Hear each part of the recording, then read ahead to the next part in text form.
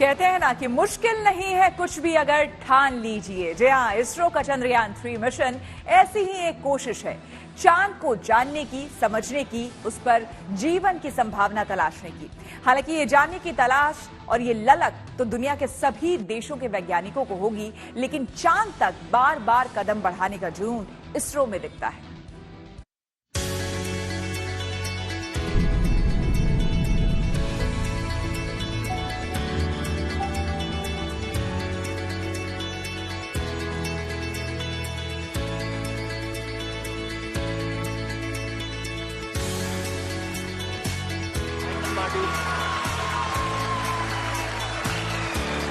People are applauding.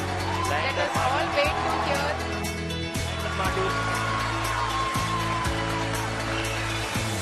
हमने धरती पर संकल्प लिया और चांद पर उसे साकार किया। दुनिया चाहती है चांद को छूना, लेकिन उस तक पहुंचने का जो जुनून इसरो ने दिखाया वो काबिल तारीफ है। 15 साल में चांद पर पहुंचने की 3 कोशिशें। मानो भारत के वैज्ञानिकों ने जिद ठानी हो उसे पूरी तरह जानने समझने की, उस पर दुनिया बसने की सभी संभावनाओं को तलाश लेने की। People are applauding. Let us all wait to hear from the Secretary Department of Space and Chairman ISRO. पहली कोशिश साल 2008 में, जो पूरी तरह सफल नहीं हुई, लेकिन उसने चांद पर जीवन की संभावना का पता दे दिया। चंद्रयान 1 भारत का पहला चांद से जुड़ा अभियान था, जिसे 22 अक्टूबर 2008 को आंध्र प्रदेश के श्रीहरिकोटा से लॉन्च किया गया था। इसमें Bharat, America, Britain, Germany, Sweden और बुल्गारिया में बने 11 वैज्ञानिक उपकरण थे। चंद्रयान 1 को 2 साल तक वहां रहकर जानकारियां भेजनी थी, लेकिन 29 अगस्त 2009 को चंद्रयान से संपर्क टूट गया। लेकिन तब तक चंद्रयान 1 अपना 95% काम पूरा कर चुका था।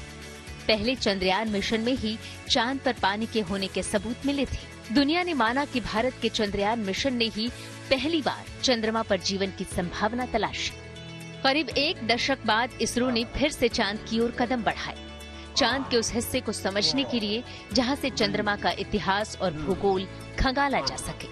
और इसके लिए 22 जुलाई 2019 को लॉन्च हुआ मिशन चंद्रयान 2। काम मुश्किल था, प्रयोग नया था।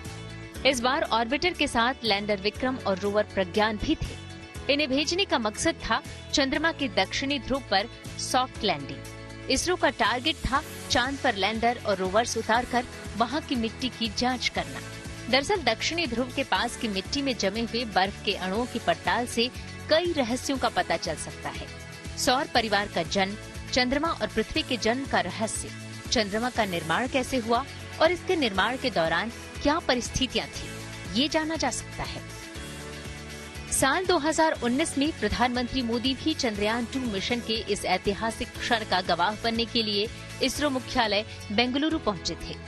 लेकिन आखिरी पलों में चंद्रयान 2 का 47 दिनों का सफर अधूरा रह गया। चंद्रयान 2 चंद्रमा की सतह पर उतरने ही वाला था कि लैंडर विक्रम से संपर्क टूट गया। Subsequently, the communication from the lander to ground station was lost. The data is being analyzed. यही वो पल था जब लगा मानो सब कुछ थम गया। यही वो पल था जब देश ने इसरो चीफ को फूट फूट कर रोते देखा और प्रधानमंत्री मोदी को उन्हें ढांढस बंधा दी। सबने देखा कि इसरो का चांद से नाता कितना गहरा है। तभी तो 3 साल बाद ही एक बार फिर भारत ने चांद की सतह की तरफ कदम बढ़ा दी। 23 अगस्त 2023 को दुनिया की नजरें मिशन चंद्रयान 3 पर टिक गई और उस ऐतिहासिक पल का गवाह बनी जब भारत ने चांद पर नया इतिहास रच दिया। Bureau report, good news today. People are applauding. Let us all wait to hear from the Secretary Department of Space and Chairman ISRO, Shri S. Somnath. Lander module पूरी तरह से सेफली और सॉफ्टली चंद्रमा की सतह पे लैंड हो चुका है। ये हम लोगों के लिए बहुत ही गर्व की बात है। और चांद पर भारत के सफलतापूर्वक कदम पड़ने पर chief justice of India DY Chandrachud ने भी बेहद खुशी जताई है। उन्होंने इस कामयाबी के लिए इसरो को बधाई दी।